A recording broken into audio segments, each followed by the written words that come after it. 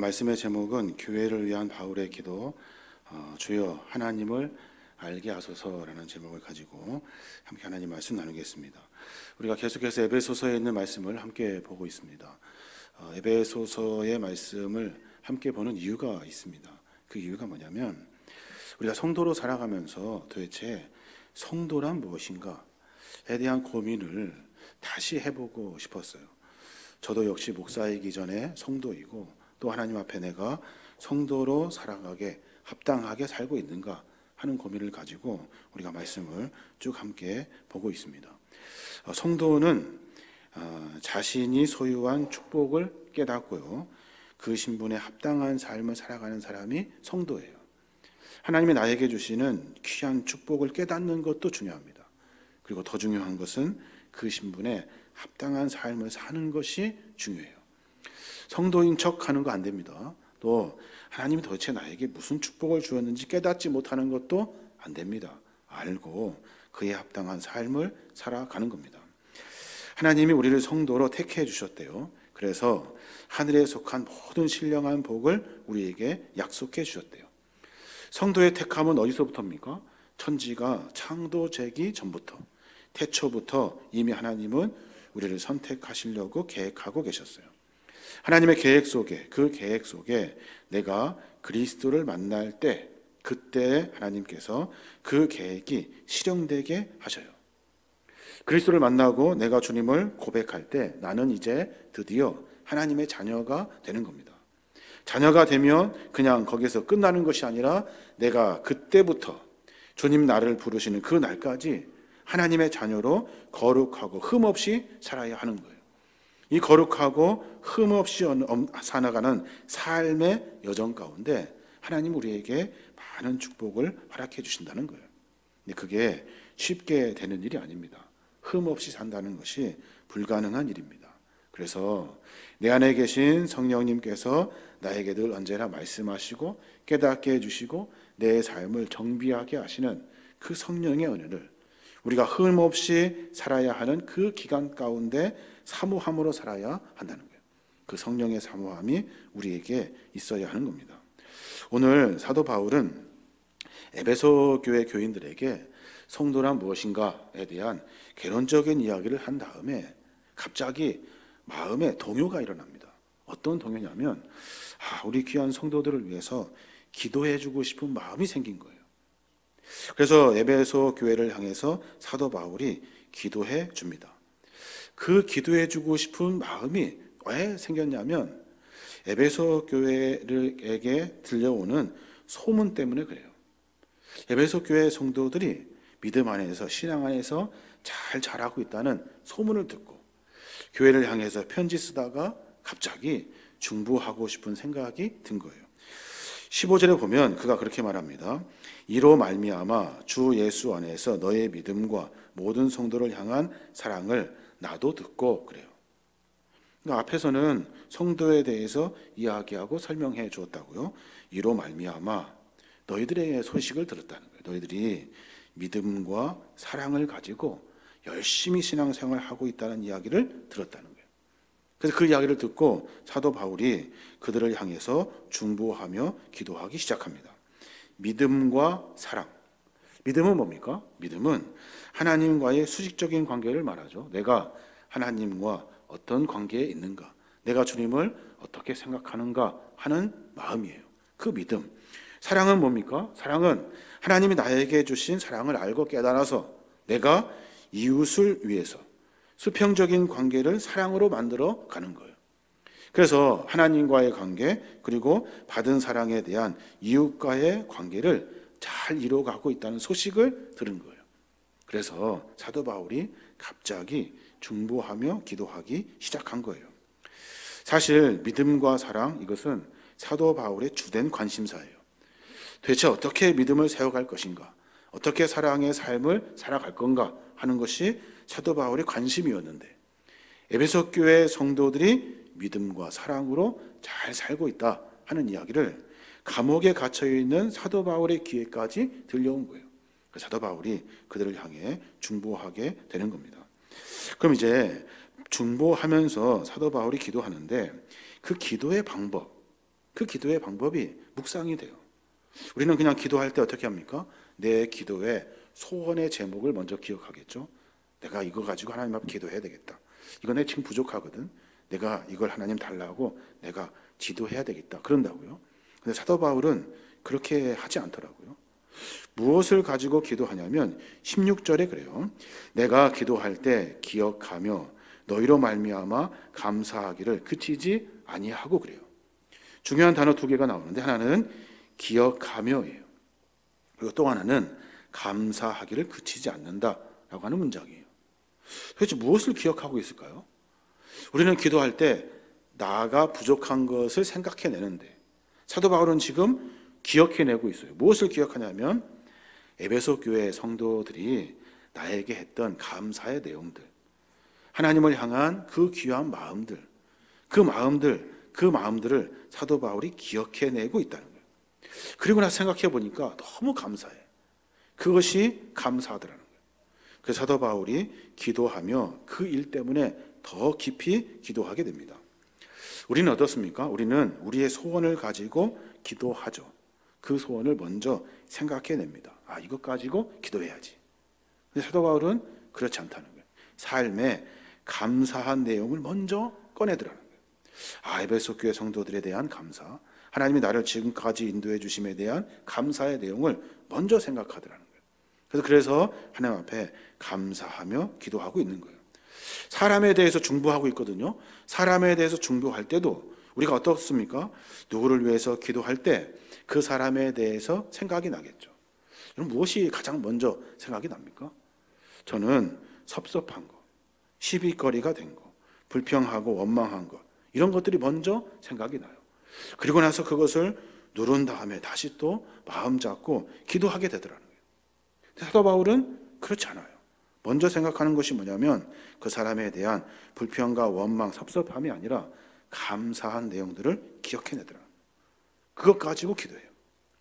나는 내 소원 가지고 기도하는데, 나는 저 사람에 대해서 기도할 때도 불평과 원망과 섭섭함이 먼저 생각나는데 사도 바울은 기억이 난다는 거예요. 뭐가요? 그에게서 감사한 내용들이 기억이 나더라는 거예요. 그래서 그 기억을 가지고 사도 바울이 기도하게 됩니다. 오늘 문구에 보면 여러 이야기가 있습니다만은 사도 바울이 기도하며 에베소 교회의 교인들이 이 기도의 내용을 볼 거란 말이에요. 그래서 그들에게 우리 이렇게 기도합시다 라고 하면서 어쩌면 예수님께서 주기도문을 통해서 기도의 모델을 보여줬던 것처럼 사도 바울이 에베소 교회 성도들을 위해 기도하면서 기도의 모델을 보여주고 있는 거예요. 오늘 그 문구들을 하나씩 점검해내면서 우리도 기도할 때 그런 마음으로 기도해야 할 겁니다. 하나는 뭐냐면 아주 중요한 고백이 나와요. 고백. 오늘 17절인데 17절을 보면 나는 우리 주 예수 그리스도의 하나님 영광의 아버지께서 여러분에게 지혜와 계시의 성령을 주셔서 하나님을 더욱 잘 알게 해주시고 라고 기도해요. 무슨 말입니까? 먼저 하나님을 부르고 있는 거예요. 창조의 하나님, 사랑의 하나님, 진실하신 하나님, 우리가 기도할 때 하나님 부르잖아요. 마찬가지로 사도 바울은 지금 하나님을 부르고 있어요. 부르는데 두 가지 하나님, 그러니까 두 문장으로 하나님을 부르고 있어요. 하나는 예수 그리스도의 하나님, 예수 그리스도의 하나님. 도대체 이 말이 뭘까? 또 하나는 영광의 아버지라고 하나님을 부르고 있다는 거예요. 이 두 가지 중요합니다. 우리가 기도할 때 두 가지를 놓치면 우리는 기도가 엉망이 돼버려요. 바울이 얘기하고 있는 예수 그리스도의 하나님, 그 하나님은 뭘까요? 사랑의 하나님을 의미하고 있어요. 하나님께서 자기 아들 독생자 예수 그리스도를 우리에게 보내어 주셨단 말이에요. 그리고 나서 고난 당하시고 십자가에서 우리를 위해서 사랑을 보여주셨다고요. 그 예수 그리스도의 하나님을 부르고 있어요. 우리는 어떻습니까? 우리는 신앙으로 살고 있습니다. 우리는 성도입니다. 왜 성도입니까? 예수 그리스도께서 우리를 위해 십자가 사랑을 보여주셨고 그 사랑을 고백하는 사람들이 성도인 거예요. 그래서 기도할 때도 언제나 나를 구원하신 하나님, 내 죄를 사하신 하나님, 나 때문에 십자가의 고초를 당하신 하나님, 나의 삶 속에서 하나님의 은혜를 만나도록 나를 위해서 중보해 주시는 예수 그리스도의 하나님, 그 하나님을 기억하며 기도해야 하는 거예요. 또 하나는 영광의 아버지예요. 영광은 좀 알 것 같아요. 영광은 뭐예요? 신적인 존재와 능력의 타고남을 상징하는 단어죠. 하나님에게만 영광을 붙일 수가 있어요. 그 영광, 그 뒤에 아버지라고 붙었어요. 아버지. 하나님을 아버지라고 지금 부르고 있는 거예요. 아버지라고 불러요. 왜 아버지라고 부른 겁니까? 왜? 우리가 하나님과 어떤 관계인지를 고백하라는 거예요. 너 하나님과 무슨 관계냐? 너 하나님과 어떤 관계냐? 하나님의 자녀라면 하나님을 어떻게 불러야 돼요? 아버지라고 불러야 한다는 거예요. 에베소서 1장 15절에도 같은 이야기를 하고 있어요. 하나님은 예수 그리스도를 통하여 그분의 기뻐하시는 뜻을 따라 우리를 자기 자녀로 예정하셨습니다. 그러니까 우리 뭘로 불러야 돼요? 하나님을 아버지라고 불러야 한다는 거예요. 첫째, 나를 위해서 십자가의 사랑을 보여주신 예수 그리스도. 그 예수 그리스도를 먼저 고백해야 돼요. 또 내가 누구냐는 거예요. 나는 하나님께서 자녀로 삼아주신 하나님의 자녀라는 거예요. 그래서 하나님 부를 때 아버지라고 부르는 거예요. 대충 하나님 불러놓고서 내 소원 이야기하는 것이 아니에요. 대충 하나님 불러놓고 내가 하고 싶은 이야기 하는 것 아니에요. 하나님과 나의 어떤 관계인지, 하나님은 나에게 어떤 일을 하셨는지를 고백해 내라는 거예요. 이게 사도 바울의 기도의 방법이에요. 우리의 신앙의 삶의 모습을 한번 점검해 봐야 돼요. 기도할 때 그냥 막 하지 말고 예수 그리스도를 먼저 고백하셔야 돼요. 그리고 나서 내가 누구인지, 나는 하나님의 자녀라면 하나님을 아버지라고 먼저 불러서 그 관계를 명확하게 고백해 내어야 하는 겁니다. 이제 바울이 에베소 교회에 기도하는데 그 내용이 있어요. 헬라어 언어를 찾아보니까 오늘 17절, 18절, 19절 이렇게 다른 내용이 쭉 기록되어 있지만 거기에는 한 절로 되어 있더라고요. 한 절로. 왜 그러냐면 이 세 이야기가 같이 가야 돼요. 따로 갈 수가 없어요. 같이 가야 하기 때문에 묶어놓은 것 같아요. 근데 우리가 이해상 번역하면서 편하게 하려고 절수를 이렇게 나누어 놓은 거예요. 세 가지가 뭐냐면 하나님을 알게 해 주십시오라고 하는 거예요. 우리 에베소 교회 성도들이 하나님을 알게 해 주십시오. 또 하나는 마음의 눈을 밝혀 주십시오. 마음의 눈을 밝혀서 하나님의 계획과 뜻이 무엇인지 알게 해 주십시오. 그리고 또 하나는 뭐냐면 하나님이 얼마큼 능력이 크신지 깨닫게 해 주십시오 라고 하는 기도 제목이에요. 에베소 교회 성도들을 위해서 중보하면서 그들이 사랑과 믿음을 가지고 신앙생활을 합니다. 그러면서 바울이 힘을 더하여 주고 싶어요. 우리 성도들이 하나님을 알고 마음의 눈이 밝아져서 하나님의 뜻도 알고 또 하나님이 얼마큼 능력이 큰지도 알게 해 주십시오 라고 하는 중보의 기도를 하고 있는 거예요. 그래서 첫 번째 바울이 했던 하나님을 알게 하십시오 라고 하는 이야기를 덧붙여서 뒤에다가 이렇게 설명을 합니다. 어떻게 하면 하나님을 알 수 있을까? 여러분, 어떻게 하면 하나님을 알 수 있을까요? 어떻게 하면? 아무리 생각하고 고민해 봐도 하나님을 알 수 있는 방법이 없어요. 우리 인간은 하나님을 알아갈 수가 없습니다. 그래서 사도 바울이 17절에 그렇게 내용을 담아내는 거예요. 다시 보면 나는 우리 주 예수 그리스도 하나님 영광의 아버지께 여러분에게 지혜와 계시의 성령을 주셔서 하나님을 더욱더 잘 알게 해 주십시오. 그래요. 두 가지가 지금 제시되고 있어요. 하나는 지혜하고 또 하나는 성령이에요. 그래야 하나님을 더욱더 잘 알 수 있대요. 지혜와 계시의 성령, 이것이 있어야만이 하나님을 알아갈 수 있다는 거예요. 여기서 의문이 생겨요. 무슨 의문이냐면 에베소 교회 성도님들은 이미 성령을 받았거든요. 근데 바울이 뒤에 또다시 성령을 받으라고 설명하고 있는 거예요. 여러분, 우리는 성도이고 성도는 하나님이 우리 안에 찾아와 주셨고 성령께서 우리 안에 계십니다 라고 앞에 설명했단 말이에요. 근데 뒤에 또다시 지혜와 계시의 성령으로 더욱더 하나님을 잘 아십시오 하면서 성령을 다시 받아 하나님의 은혜를 채워낼 것을 이야기하고 있다는 거예요. 그 성령이 왜 우리는 언제나 매번 받아야 하냐는 거예요. 왜 한 번 받으면 끝날 것 같은데, 한 번 받으면 끝일 것 같은데 그 성령을 왜 언제나 매일 받아야 하냐는 거예요. 왜냐하면 우리는 성령께서 우리 안에 찾아와 주시고 성령께서 우리 안에 말씀하시는 그 세미한 음성을 듣고 우리의 삶을 정비해야 되기 때문에 그래요. 저는 예수 믿은 지 한참 됐습니다. 또 주님을 고백한 지도 한참 됐겠죠. 그 안에서 제가 살아가면서 그때 만났던 성령님, 하나님, 그 하나님을 내가 지금도 간직하고 있다 한다면 아마 부족하기 짝이 없을 거예요. 그런데 늘 말씀을 통해서, 삶을 통해서 성령께서 내 안에 뭐라고 말씀하시는지를 기울인다고요. 그 귀 기울이는 삶의 모습이 성령의 음성을 듣는 모습이고, 그 듣는 모습이 성령께서 나에게 하시는 말씀, 매번 성령의 충만함으로 살아가는 방법이라는 겁니다. 성도를 하나님이 택해 주셨어요. 그리고 나서 성도의 삶을 하나님이 붙잡아 주십니다. 흠 없이 살아라. 살려면 성령께서 너희 안에 계셔야 한다 하는 거예요. 그 성령을 매번 받아서 너의 삶을 정비하여라 이거예요. 에베소 3장 16절에도 같은 이야기 하고 있는데 사도 바울이 두 번째 중보 기도를 에베소 교회 성도들에게 해요. 그게 에베소서 3장에 있는 내용이라고요.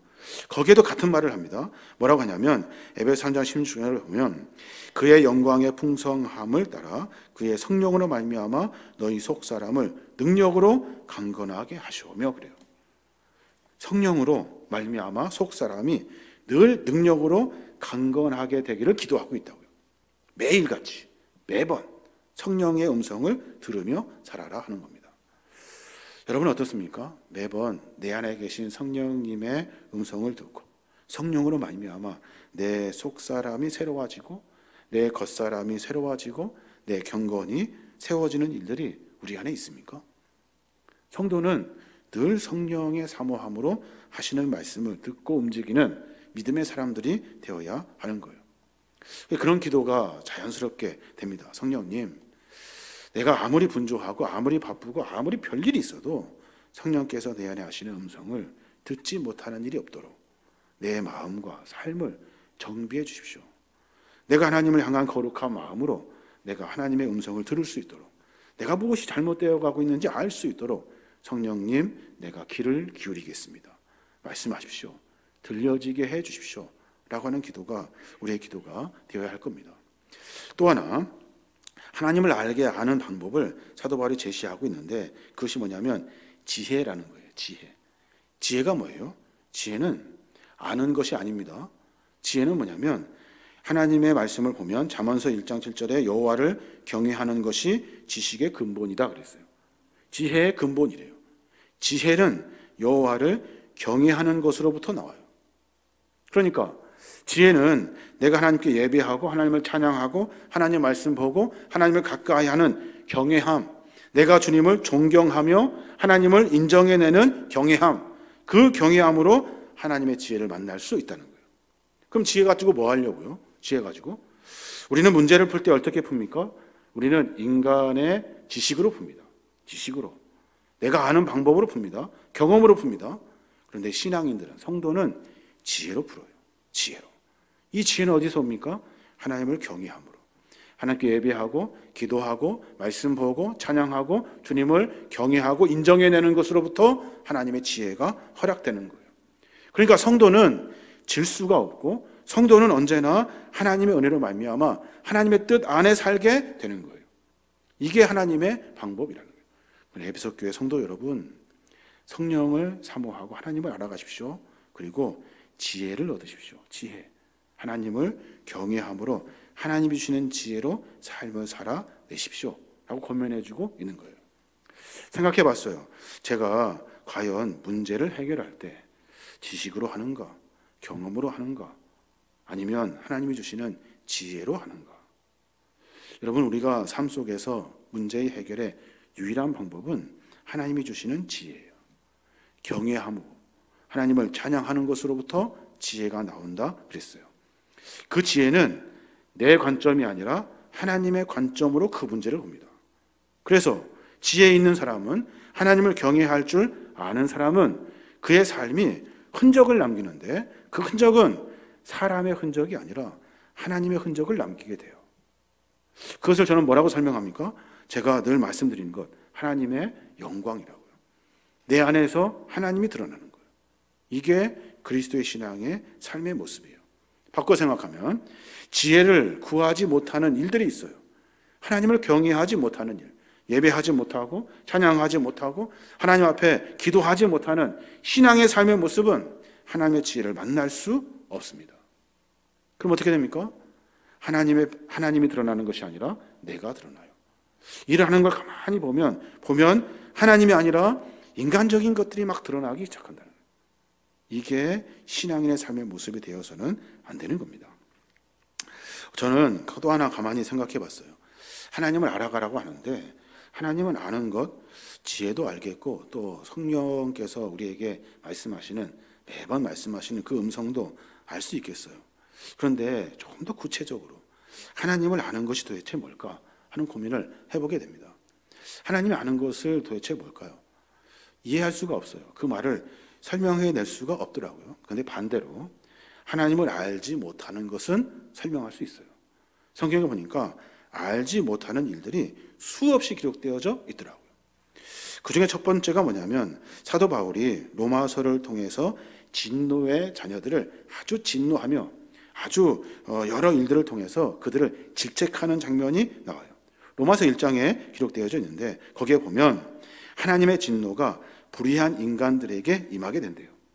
하나님을 알만한 것을 수많은 것들로 그들에게 보여주었는데 그들이 하나님을 알지 못한대요. 하나님을 알아도 하나님을 영화롭게 하지 않는데요. 감사하지도 아니하고 하나님께 돌려야 할 영광을 피 묻은 우상에게 돌리고 있다는 거예요. 그것을 보고 하나님이 진노하셨대요. 그들을 향하여 하나님이 뭐라고 벌하시냐면 로마서 1장 24절에 보면 그러므로 하나님은 그들의 마음에 정욕대로 추잡하게 살도록 내버려 두셨고 그들은 서로 몸을 더럽혔습니다. 그래요. 하나님을 알지 못하는 상태. 그 하나님을 알지 못하는 상태에 대해서 하나님의 진노가 기록되어져 있어요. 하나님을 알지 못해요. 정욕대로 산다고요? 추잡하게 살아요. 추잡하다라고 하는 단어 여러분 다 이해하실 거예요. 추잡하게 살아요. 그리고 몸을 더럽히며 살아요. 이게 하나님을 알지 못한대요. 그때 하나님이 그것을 보시고 어떻게 하시냐는 거예요. 내버려 둔다. 내버려 둬요. 피조물을 창조물보다 더 경배하고 섬깁니다. 하나님이 내버려 둬요. 내버려 둬요. 또 하나님께서 그 정욕대로 더러움에 빠져서 살아가는 사람들 내버려 둡니다. 내버려 둬요. 그들에게 부끄러운 욕심을 가지고 살아가는 삶의 이야기들, 마음의 양심이 썩을 대로 썩어가지고 양심 없이 살아가는 신앙의 삶의 모습을 하나님을 알지 못하는 삶을 내버려 둬요. 내버려 두면 어떻게 됩니까? 결국에는 멸망하고 말아요. 멸망하고 말아요. 그 일들을 하나님이 하신다는 거예요. 우리는 잘 압니다. 무엇이 멸망당할 일인지, 무엇을 하나님이 싫어하는지 우리는 알아요. 성령께서 내 안에서 말씀하시거든요. 그 성령을 무시해버리고 자기 멋대로 산다. 그럼 하나님이 어떻게 하신다고요? 내버려 둬요. 결국에는 끝까지 갑니다.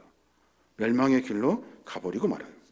또 하나 찾아보니까 사무엘상 2장 12절에 보니까 하나님을 알지 못하는 사람이 나와요. 그가 누구냐면 엘리라는 사람이에요.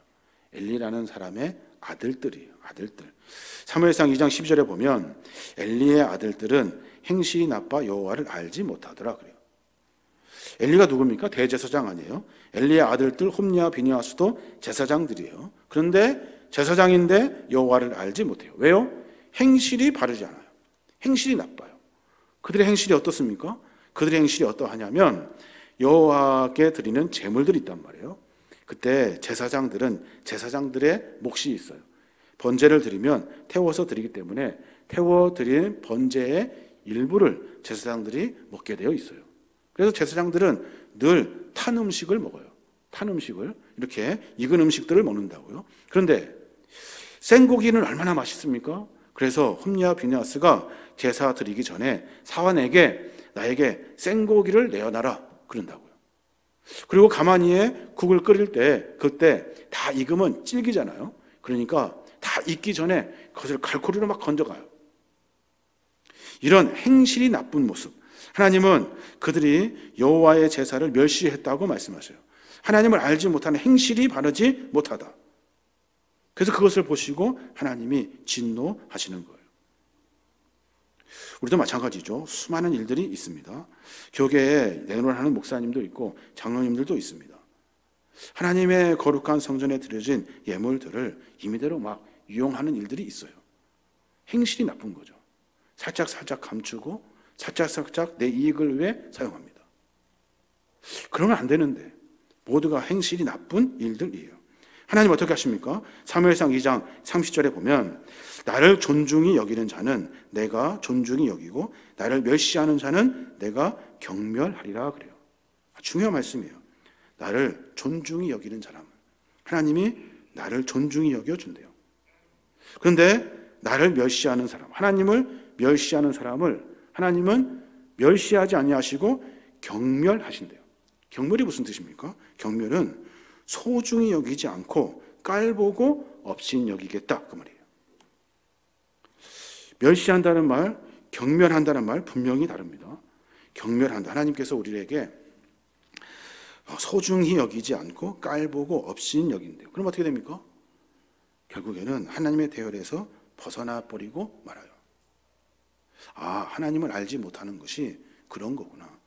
하나님을 알아서 이론적으로 하나님은 어떤 분 이런 건 줄 알았는데 그것이 아니더라. 하나님을 알 수가 없어요. 그런데 하나님을 알지 못하는 것은 알 수가 있어요. 이런 일들, 하나님을 존중히 여기지 않고 그리고 하나님을 멸시하는 것, 이런 일들을 통해서 내가 하나님으로 하여금 경멸함을 받게 된다는 거예요. 호세아 선지자가 이스라엘 백성들에게 선포합니다. 뭘 선포하냐면 호세아 6장 3절에 보면 그러므로 우리가 여호와를 알자, 힘써 여호와를 알자 그래요. 여호와를 알면 그만이지 왜 힘써라는 단어를 앞에다 썼을까요? 왜? 이것은 삶을 의미하기 때문에 그래요.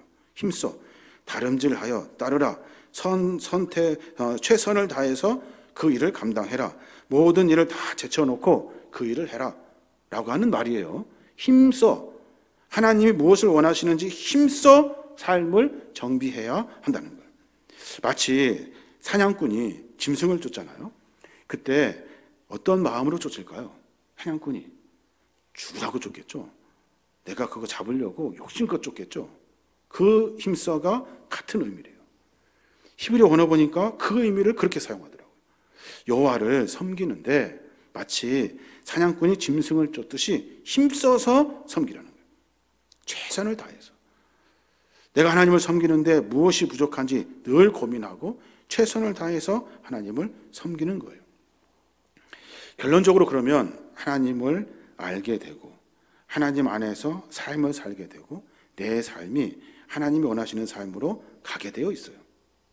그럼 결론은 뭘 만납니까? 결론은 주님 하신 말씀, 영생을 만나게 됩니다. 서두에 말씀드렸죠. 흠없이 사는 기간이 있습니다. 성도로 그리스도를 고백한 다음에 주님이 우리를 부르시는 그 날까지 우리 흠없이 살아야 돼요. 흠없이 성령 안에서 주시는 지혜를 가지고 열심히 하나님을 알아가며 살아갑니다. 그때 마지막에 만나는 것은 영생이라는 거예요. 요한복음 17장 3절에 보면 주님 그렇게 말씀하셔요. 영생은 곧 유일하신 참 하나님과 그 보내신 자 예수 그리스도를 아는 것입니다. 영생은 내 믿어. 나 하나님 믿는다니까. 그래서 나는 영생이 내 안에 약속되었어. 그게 아니라네. 하나님을 알려고 몸부림쳐야 된다는 거예요. 내가 무엇이 하나님이 기뻐하시는 일인지 내가 하나님을 알고 보내신 예수 그리스도를 알 때, 그때 알려고 삶을 정비할 때 내 안에 영생이 약속된다는 거예요. 그래서 믿음은 고백이 아닙니다. 믿음은 삶입니다. 분명히 아셔야 돼요.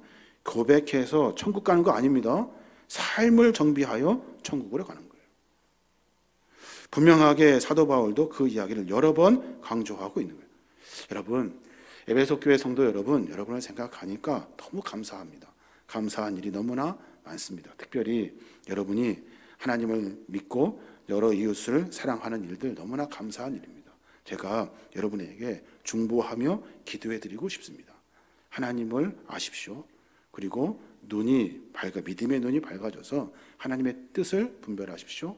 그리고 하나님이 얼마큼 크신 능력을 갖고 있는지 깨달으십시오 라고 중보기도 하고 있어요. 그 첫 번째 하나님을 아는 방법, 어떻게 하나님을 알 수 있을까? 여러분, 성령께서 우리에게 언제나 말씀하십니다. 내 안에 계신 성령님의 음성에 귀를 기울이십시오. 그리고 지혜를 가지세요. 지혜는 그냥 내가 공부해서 얻는 것이 아니라 하나님을 경외함으로 얻습니다. 하나님께 예배할 때 하나님 우리에게 지혜를 허락해 주십니다. 그래서 내가 판단하는 것은 내 지식으로 경험을 하는 것이 아니라 하나님이 주시는 지혜로 할 수 있도록 하나님을 경외하십시오. 그리고 하나님을 알 때 잘 모르거든 하나님을 모르는 삶을 정비해 보십시오. 몰라서 멋대로 사는 삶, 그래서 하나님께서 내쳐서 내버려 주시는 삶이 아니라 하나님과 언제나 함께 하려고 몸부림치는 삶을 사십시오. 그러면 우리가 흠없이 사는 기간을 지나 영생을 만나게 되는 겁니다 라고 사도 바울이 가르쳐주고 있는 겁니다. 사랑하는 여러분, 우리가 하나님을 알아야 합니다. 하나님 알려고 몸부림쳐야 됩니다. 부탁드리고 싶은 것은 열심히 예배하십시오. 그리고 열심히 기도하고 열심히 찬양하십시오. 하루 중에 하나님을 알려고 몸부림치는 시간이 여러분 얼마큼 되십니까? 한번 생각해 보십시오. 하나님을 잃어버리고 살 때가 얼마나 많은지 모르겠어요. 매 순간도 하나님을 잃어버리지 않도록 하나님을 알아갈 수 있도록 몸부림치십시오. 그래서 우리가 성경 통독하는 거예요. 뭐 방법이 어떠니 여러 이야기들 합니다만은 여러분 몸부림치시라고 하시는 거예요. 한순간도 내가 잃어버리지 않겠노라 하는 각오와 결단을 가지고 성경 통독에 임하는 거예요. 한 번에 읽어도 상관없고 날짜를 정해진 대로 읽어도 상관없어요. 중요한 것은 뭡니까? 놓치면 못 쫓아옵니다. 놓치면 못 쫓아와요. 삶의 고백을 하나님 앞에 올려드리는 거예요. 시간마다 내가 그 시간 쪼개서 하나님을 알려고 몸부림치겠습니다. 내가 알려고 최선을 다하겠습니다. 힘써 하나님을 알려 하겠습니다. 이것이 우리의 고백이 되어야 하는 겁니다. 저와 여러분이 그런 삶으로 말미암아 하나님을 조금씩 알아가길 바랍니다. 아마 다 알지 못할 거예요. 마지막 가서도 하나님이 어떤 분이신지 잘 몰라요. 그런데 그의 삶의 흔적을 보면 하나님이 드러나 있어요. 하나님이. 그게 성도의 삶이라는 거예요. 어렵고 힘들지만 그런 삶으로 말미암아 우리의 삶이 성도의 삶으로 승리하시는 저와 여러분이 되시길 주님의 이름으로 축원합니다.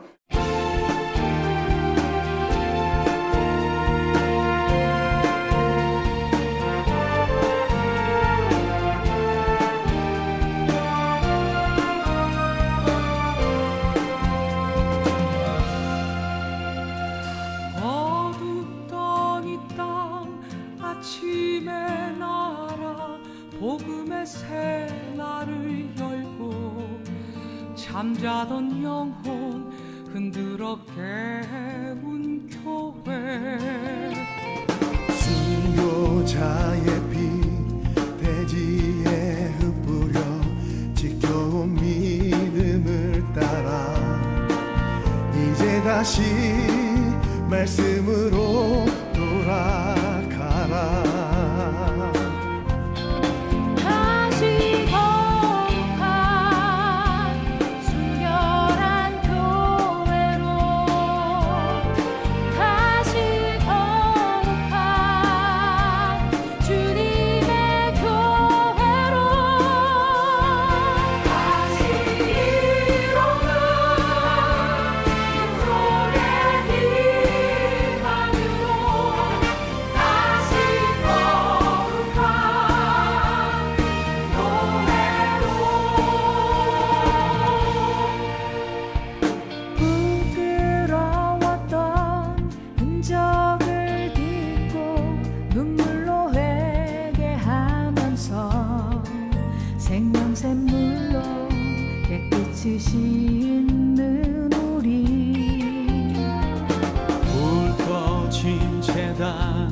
성령의 등불로 십자가 높이 밝히며 이제 다시 말씀으로 돌아가라.